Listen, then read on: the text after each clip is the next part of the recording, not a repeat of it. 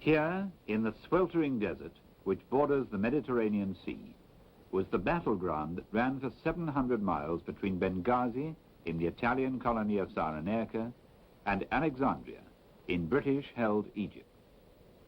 Halfire Pass was the setting for a battle that would last over 2 years and see the fall of an empire and the ruin of many military reputations. It was the dividing ground between Italian Libya and British Egypt.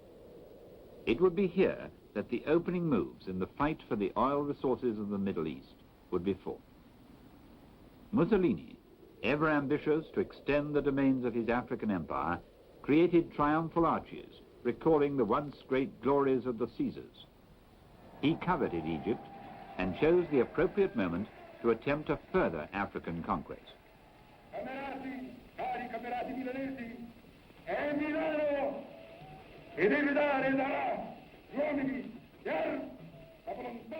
Hitler had crushed France and threatened Britain with invasion.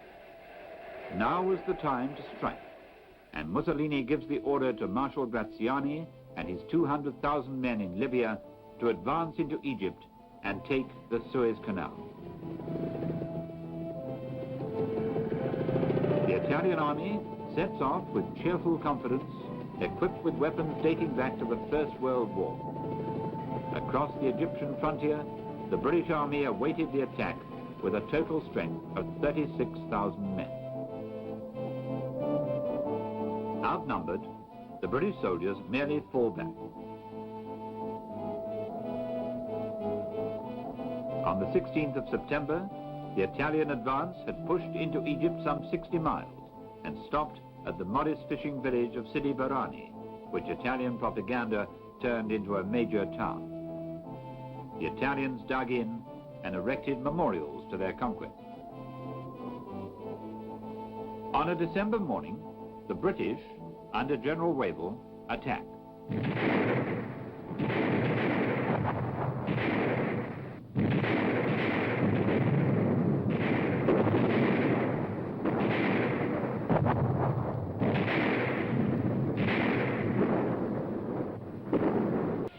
The British reach the frontier and roll up the Italian defenses.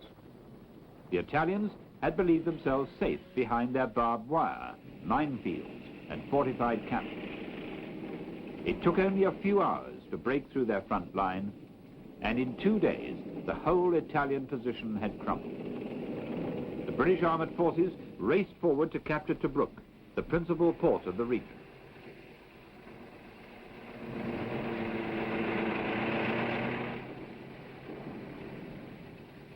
The significance of this victory is explained by Major General David Belcham, who was in charge of intelligence for the British Army in the Western Desert. Now I'll show you on a map in the sand the advance after Tobruk. If this is the Mediterranean coast of the Jebel Akbar, which runs like this, and then to the east, and we say here is Tobruk, and here is Benghazi.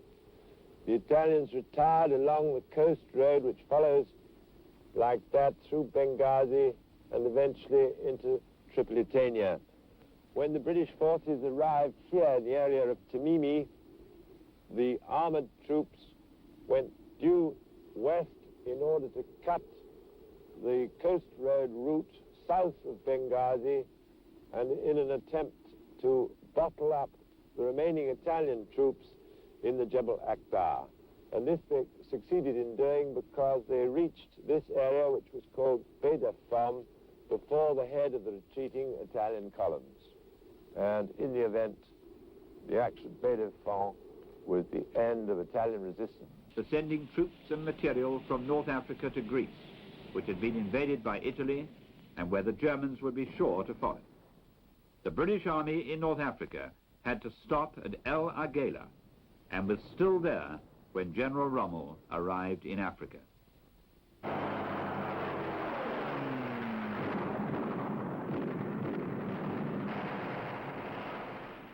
General Erwin Rommel arrives in Tripoli on February the 12th, 1941. With him is a small mobile force that had been hurriedly assembled, the force that would soon become world famous as the Afrika Korps.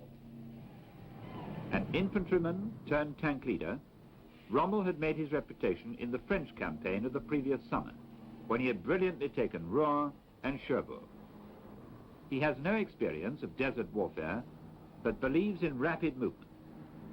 On his arrival, he remarks that if Wavell had continued his advance into Tripolitania, no opposition worthy of the name could have been mounted against him. The British believe that it will take Rommel 3 months to adapt to the conditions of desert warfare. It takes him only 6 weeks. His mission is purely defensive, to prevent the British from taking Tripoli. But Rommel doesn't see it like that.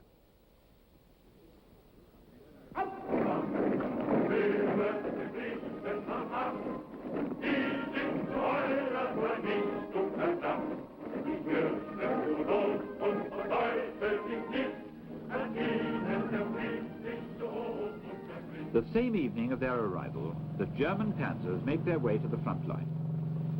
Rommel's nature is not at all defensive. He believes that attack is the best tactic. Immediate attack.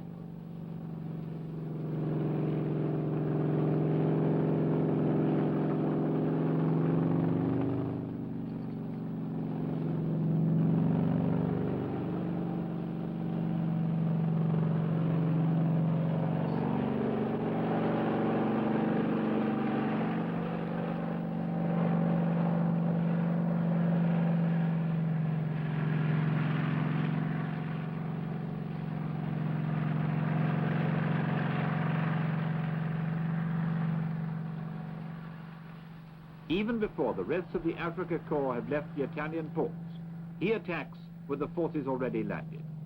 It's a classic blitzkrieg.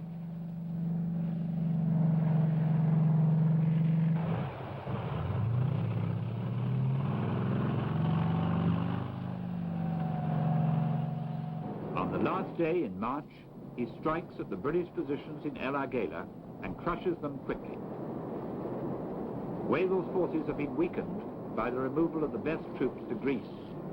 It takes Rommel only 12 days to push the British army back 500 miles to the Egyptian frontier and to wipe out all their gains of the previous month. General O'Connor, the commander of the British troops, is captured. It's through his successful use of lightning attack that the Rommel legend grows almost overnight. His personal contact with the frontline soldiers endears him to the Afrika Korps, who say, to the right, nothing.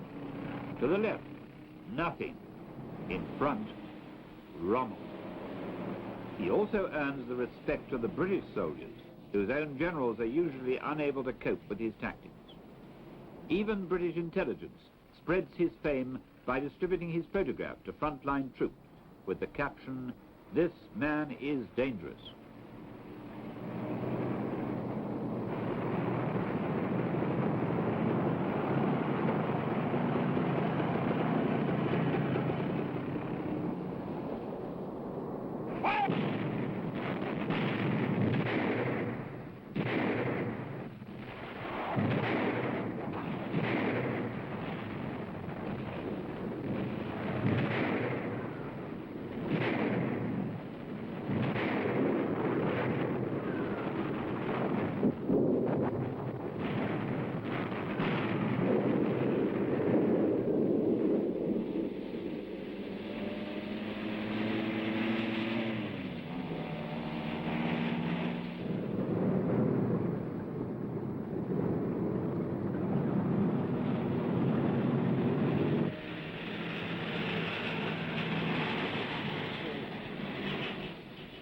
Back in Britain, jokes are made about the British soldiers who can manage easily against the Italians, but who have to retreat constantly when a few Germans appear.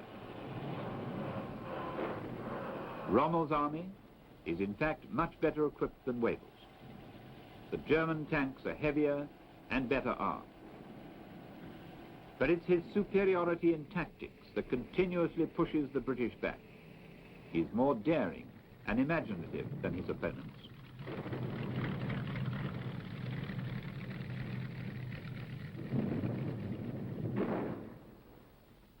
By April, the British had driven back into Egypt, where they had started only 4 months before.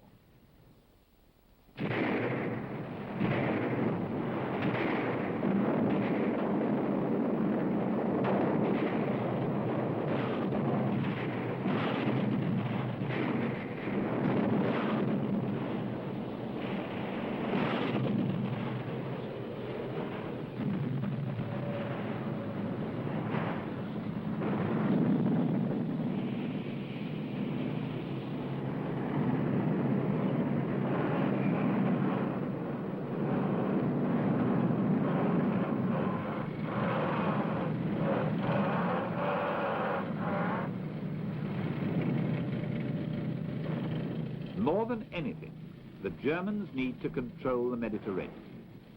The British can harass the vital supply routes from Italy to Libya particularly by preventing oil tankers from supplying the conquering tanks of the Africa Corps. The island of Malta, a British military base midway between Italy and North Africa, is the key to the control of the central Mediterranean. Field Marshal Kesselring orders an aerial assault from Sicily.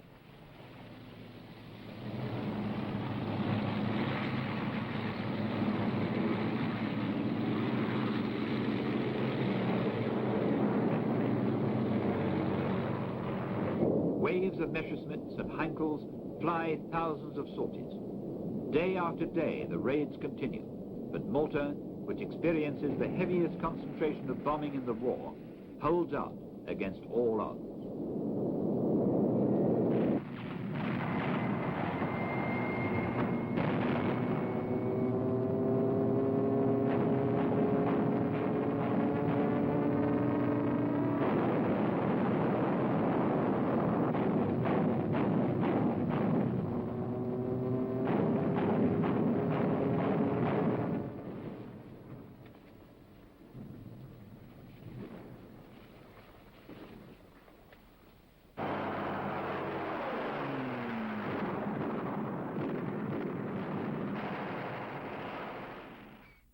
While Malta withstands continuous attack from the Germans, Tobruk on the North African coast also holds out. Rommel is forced to halt operations because of fuel shortage, and the Royal Navy manages to replace the Australian garrison with fresh troops, Poles, South Africans, Indian, and British.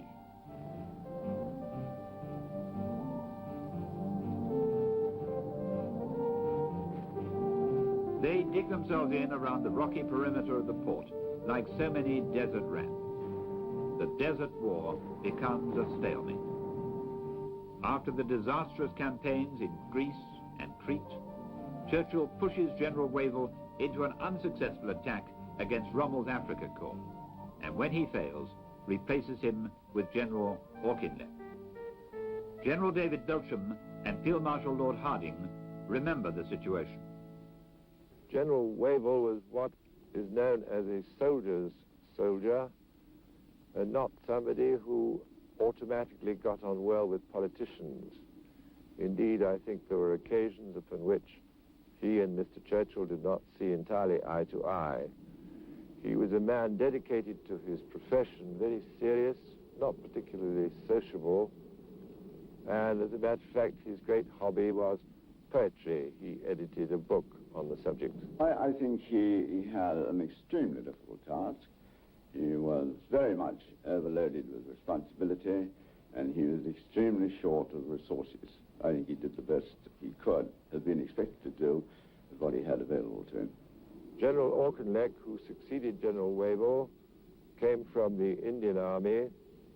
He also was a very fine-looking man with much presence, a great man, General Auchinleck, who probably, if one were to criticize or mention his great difficulties, it is in the choice of subordinates. It was he primarily who suggested General Cunningham for the command of the 8th Army when it was first formed, and not very long afterwards he personally had to relieve General Cunningham in the middle of a battle against Tobruk because of a difference of opinion about the policy for that attack.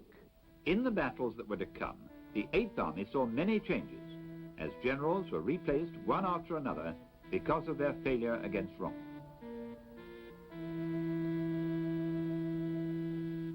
The British Desert Army is now very much an empire force, as it assembles in its ranks the troops of India, South Africa, New Zealand, and Australia. There are also contingents from Britain's allies, the Poles, the Greeks, the Czechs, the Jews from Palestine, and the growing formations of the Free French.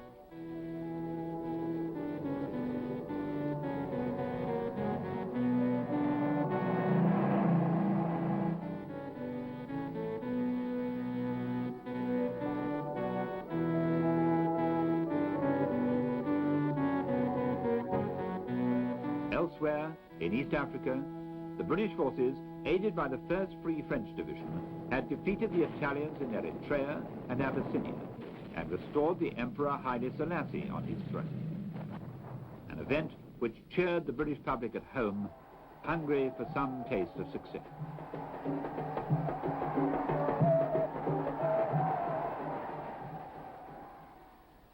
Two years after the defeat of France, the French army in Africa assembles in Egypt. Soldiers from all the French colonies gather to continue the fight against the Germans. General de Gaulle arrives to review his new army, which will regain honor for France.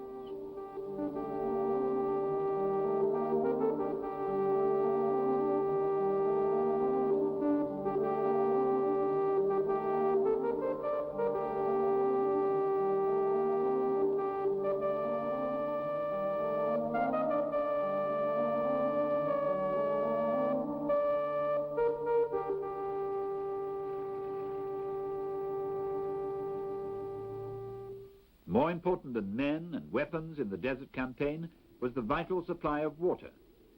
Water, the essential element of life and war, became the greatest prize of all.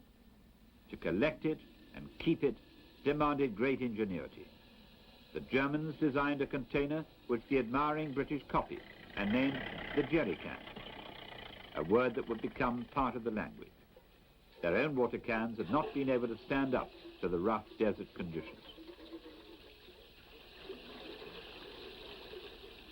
To ensure water supplies, pipelines were built and canals dug.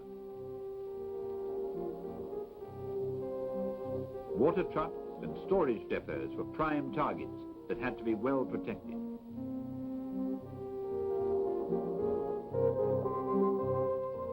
If the desert was empty of water, it had many other dangers hidden beneath its barren surface. The opposing armies had planted thousands of mines, which even today kill wandering Arabs.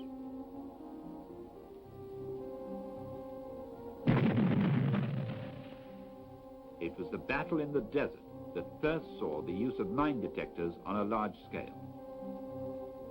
Invented by a Polish engineer, the electronic frying pans, as they were dubbed, did not always work properly, and so the old method of clearing ground by prodding with bayonets was used, a job given to enemy prisoners when they were available. It was thought that those who sow should also reap.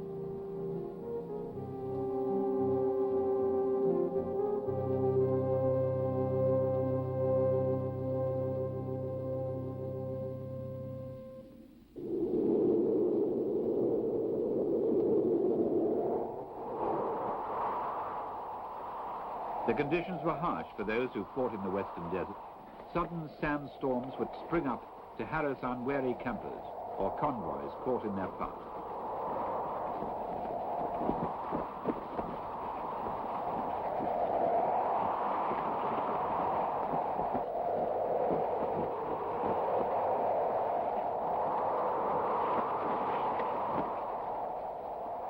The strong winds moved entire landscapes of sand, covering roads and trails, and making it necessary to travel by compass, just as one would navigate the sea.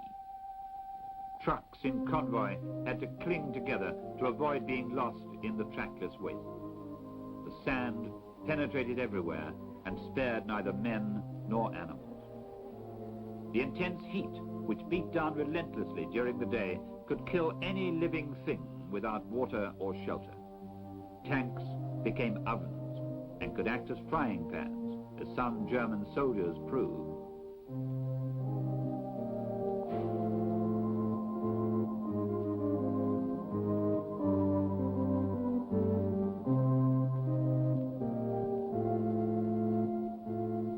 Perhaps the greatest scourge suffered by the desert soldier were the masses of flies that appeared whenever the troops gathered for refreshment and food.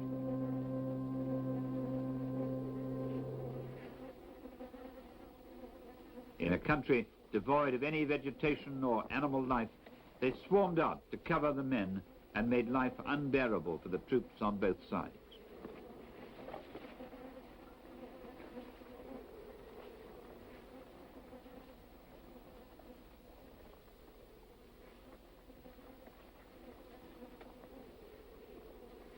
When not protecting themselves from the flies, the soldiers had to watch out for other pests, like scorpions and snakes. The soldiers who could get to the coast enjoyed the luxury of splashing in the sea water. The harsh conditions of desert fighting were softened by these occasional pleasures. Common to all the soldiers of the warring nations was the dream of home far away and of those they had left behind. It was not surprising that the one great sentimental link which came out of the Second World War was the plaintive German song, Lili Marleen, which was taken up by the soldiers of both sides.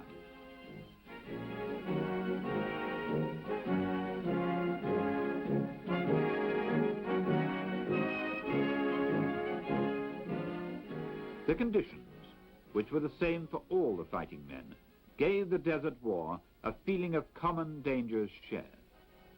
The German soldiers, far from their homeland, had to adapt to alien surroundings and strange customs. The habits of the desert made them akin to the British, and mutual experiences created a mystic brotherhood.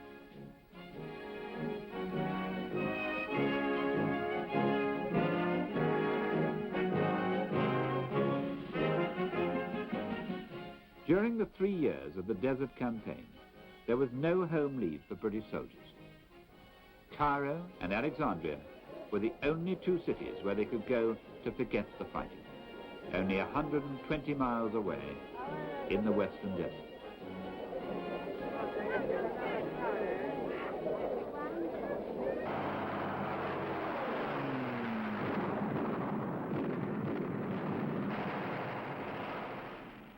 Rommel decides to take the offensive once more, and his tanks roll forward on May the 26th, 1942. He has received new and better armor and given new life to the Italian army.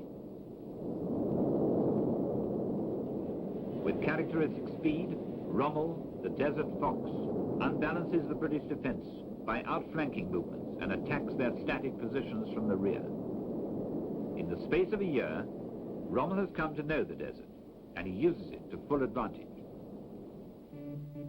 General Koenig commands the 1st Free French Brigade entrenched at Bir Hakeim, an outpost guarding the approaches to Tobruk.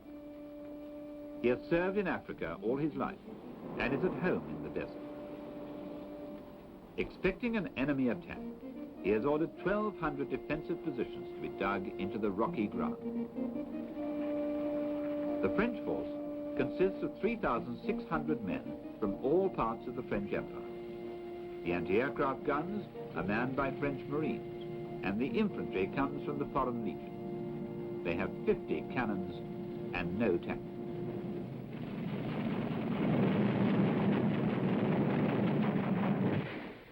Rommel opens his attack on the French position by sending in an Italian armored division. The Italians advance boldly and meet the dug-in soldiers of the Foreign Legion.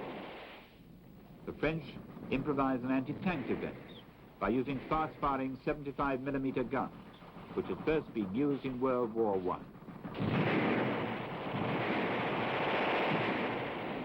Although the Italians bravely attempt to break through, they are stopped, leaving 32 tanks and armored cars burning in front of the French entrenchments. Rommel has to reinforce the Italians with the veterans of his own Africa Corps. The Germans cut off the French and begin an all-out attack to remove the last obstacle on the road to Tobruk.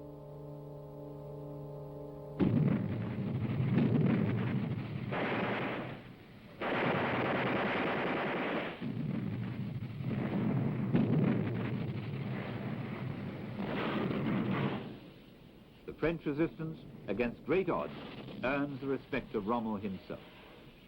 He sends them an ultimatum.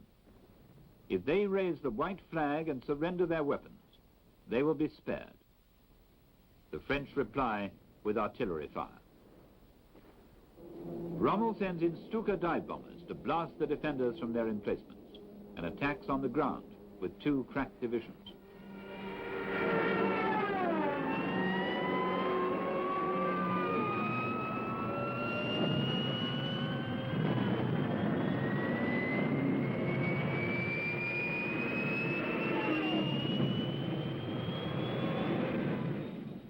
In the end, the pressure is too great, and General Koenig decides to try and break out of the German grip at night. By choosing an unexpected direction, the French drive through the center of the German lines and after fierce hand-to-hand fighting, cut their way out to join the main body of the British Army 30 miles away.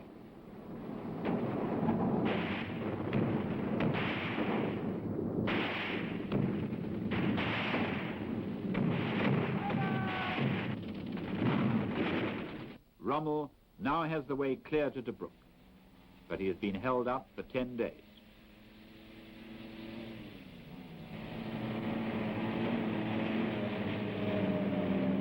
The Afrika Korps is determined that this time the British will not hold out in Tobruk as they did in the previous year. Now, the Germans make full use of their outstanding anti-aircraft weapon, the 88mm cannon, which has been adapted to knocking out the British tanks attempting to counterattack.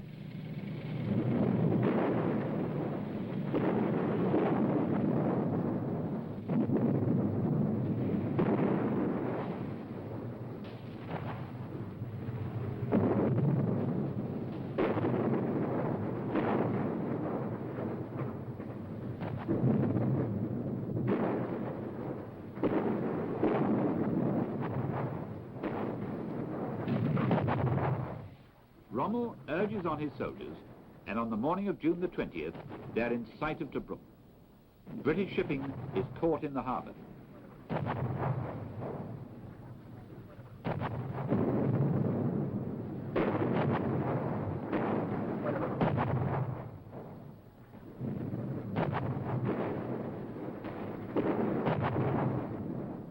The surrender of Tobruk is a bitter humiliation for the 8th Army. The defences of the fortress had been neglected since the siege of the previous year. Anti-tank ditches had been allowed to fill with sand, and the South African garrison had been surprised by the speed and strength of the German onslaught. Rommel and the Afrika Korps capture 30,000 men and their equipment. The victory is hailed by a special communique from the High Command in Berlin. Churchill takes the news very badly. He regarded Tobruk as a symbol of British resistance. Rommel and the Afrika Korps were at the summit of their achievements. A hard but generous leader, he always saw that his men shared in his successes. The soldiers of the Afrika Korps set the style for the German army, and their caps became the model for the rest of the Wehrmacht. Always outnumbered, Rommel, by nerve and guile, was always a jump ahead of his opponents. Summoned to Berlin by a delighted and grateful Hitler, Rommel finds that he has become a legend in less than 2 years of desert fighting.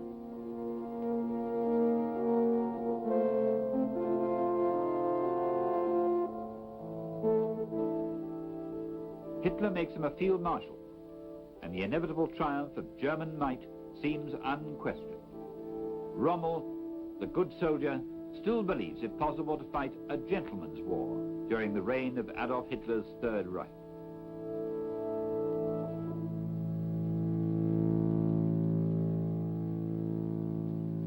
Winston Churchill experiences his worst moments in the Desert War after the fall of Tobruk. He had received the bad news while in conference with President Roosevelt, and the humiliation was galling.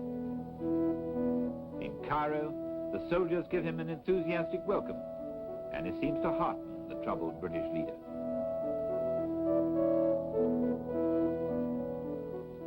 General Auchinleck, always the professional soldier, has little regard for public relations. He shows no special consideration for Churchill when he comes to inspect operations, and the lunch served for the Prime Minister's visit is no different than the headquarters mess usually provides.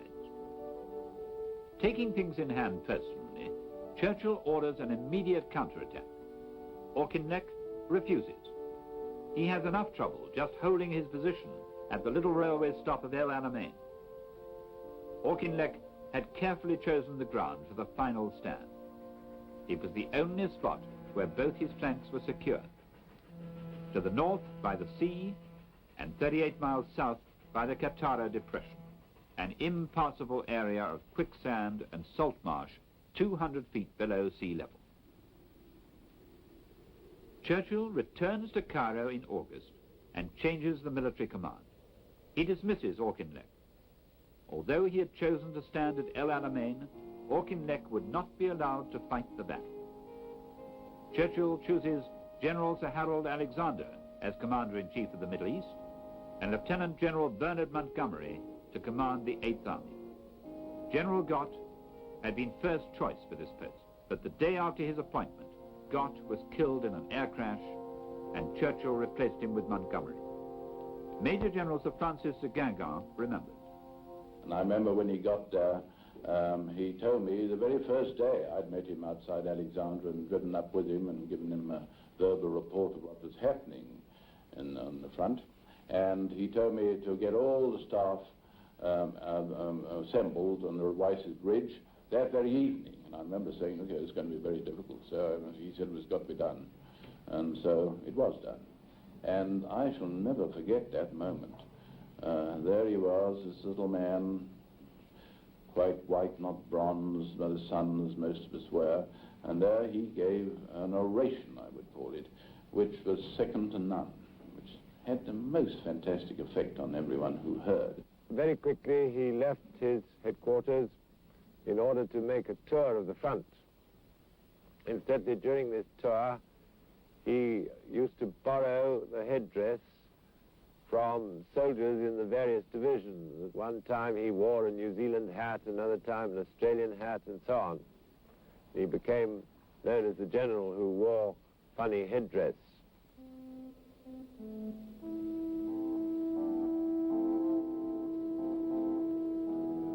When I arrived at the headquarters of the 8th Army on the 13th of August, 1942, at about 11 o'clock in the morning.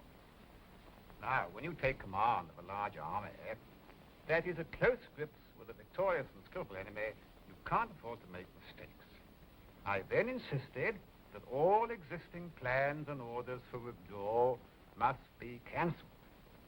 If Rommel attacked, we would fight at Alamein. If we couldn't stay there alive, we would stay there dead.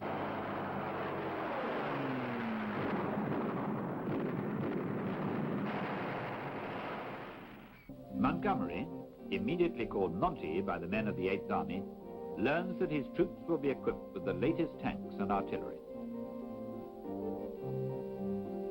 Morale improves as a flood of American arms arrives. Hundreds of Sherman and Grant tanks, the only armor that can stand up to the German Panzer Mark IIIs and IVs. Now, Montgomery will benefit from his short supply lines, which stretch only some 60 miles, while Rommel's Africa Corps is 1,400 miles away from their main base in Tripoli. The British Desert Air Force is nearby, with its main airfields in the Nile Delta. The Germans are now paying the full price for not eliminating Malta. The Royal Navy and Royal Air Force sink 3 out of 4 of the oil tankers that try to bring precious oil across the Mediterranean to fuel the Panzer Army. The Africa Corps is now on the defensive.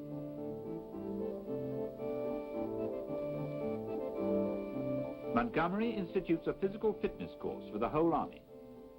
The soldiers must undergo rigorous training, and the officers, up to the rank of lieutenant colonel, must be under 30 years of age.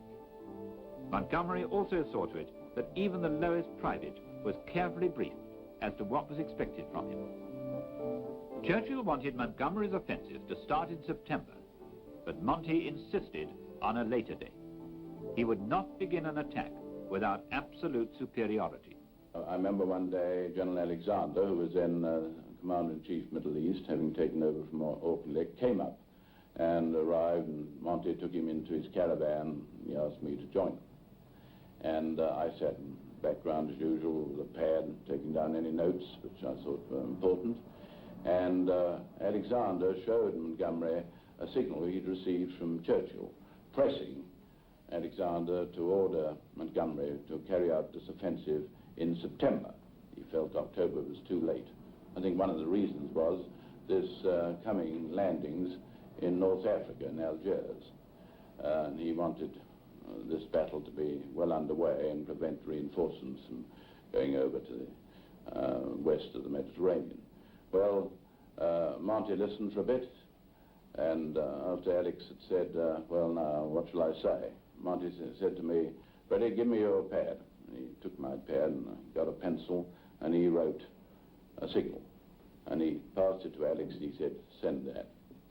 And the gist of it was that if you want me to attack in September, it'll probably be a failure. If I can wait until October, I guarantee a victory. The sun was setting over a darkening desert on October the 23rd, when 200,000 British troops and 1,000 tanks moved into position. Monty sent every man a personal message which stated that the battle about to begin will be one of the decisive battles of history. It will be the turning point of the war. As planned, the British guns opened fire at exactly 9:40.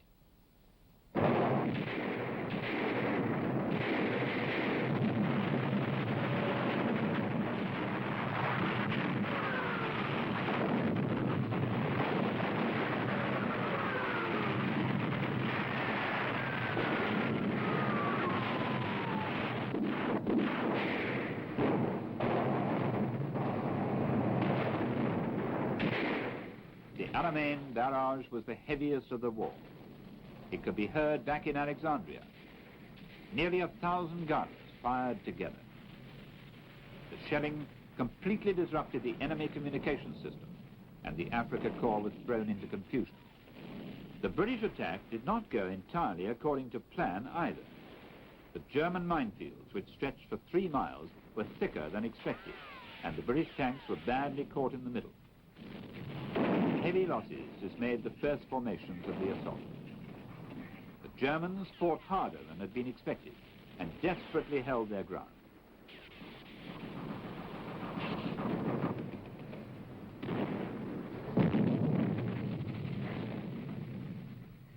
The following day, the battle raged across the minefields and losses on both sides grew heavy.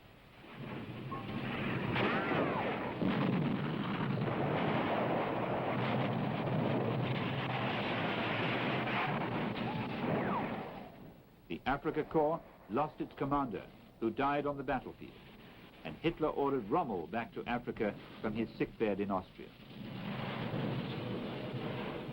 The British attack had faltered, and the exhausted units were vulnerable to a counter-thrust. But Rommel had not yet returned, and the weary Afrika Korps could not seize their last opportunity to regain the initiative. Montgomery had lost over 200 tanks, as many as the Germans had started with. His infantry had suffered high casualties, particularly among the Highlanders, the Australians, and the South Africans.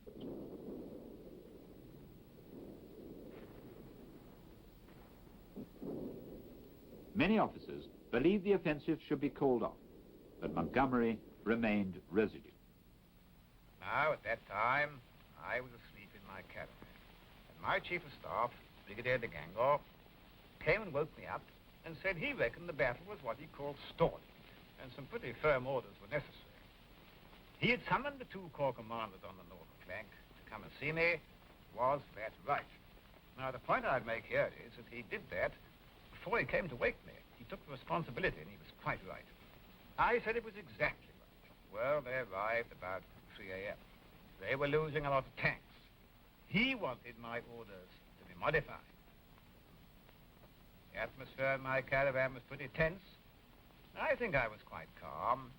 When I'd heard all they had to say, I said there would be no change of any sort in my orders. The armored divisions would fight their way out. I then dismissed them all and went back to sleep.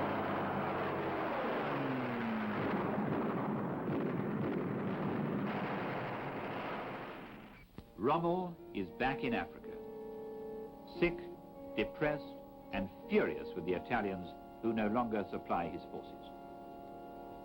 He is disappointed by Hitler, who is willing to sacrifice his army for a few yards of sand. The panzers are thrown into a counterattack, but they are forced back with heavy losses.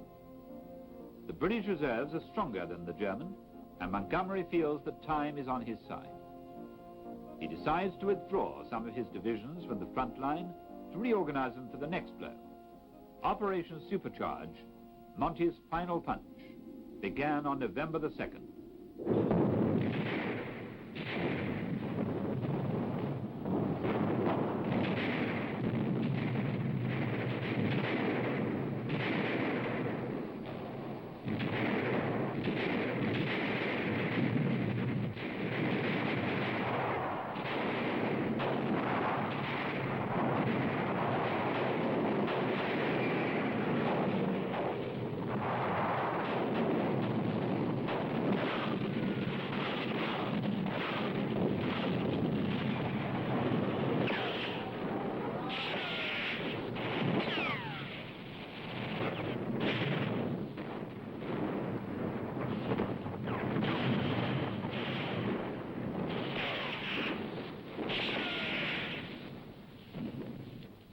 Tough Africa Corps fought as strongly as ever for their commander.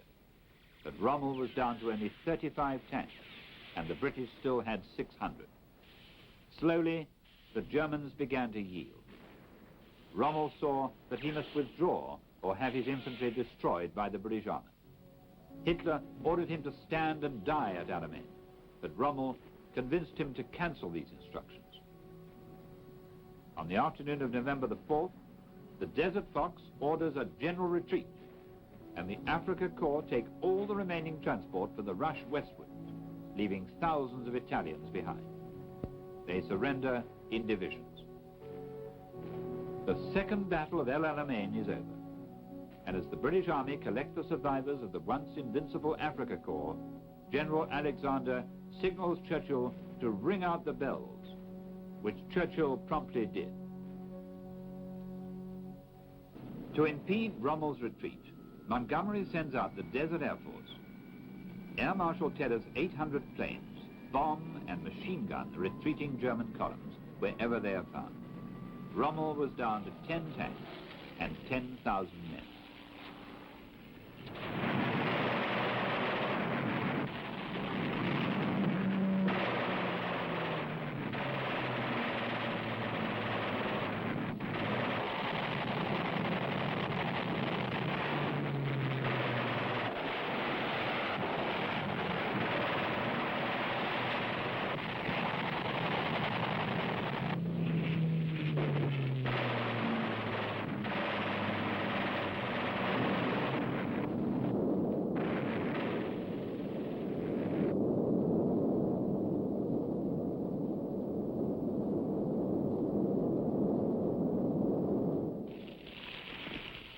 Montgomery's commanders were all for catching up with Rommel and forcing a final showdown.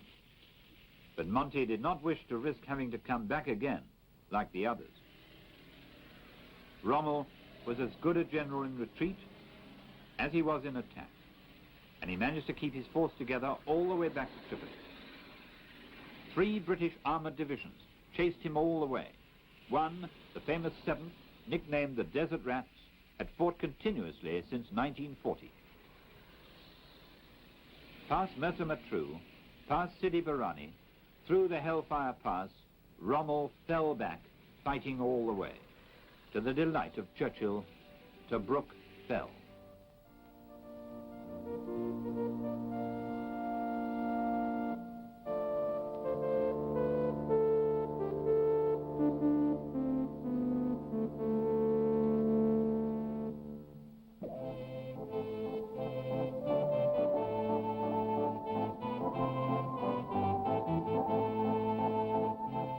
On the British side, losses amounted to 13,500 killed, wounded and missing. The Axis had 10,000 killed, 15,000 wounded and 30,000 taken prisoner. It had been a killing match, a First World War battle fought with Second World War weapons.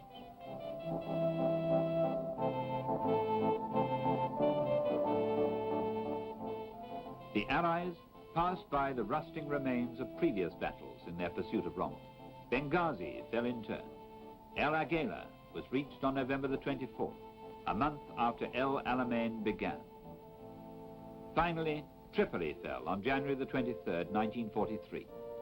Montgomery parades the 51st Highland Division to mark the event.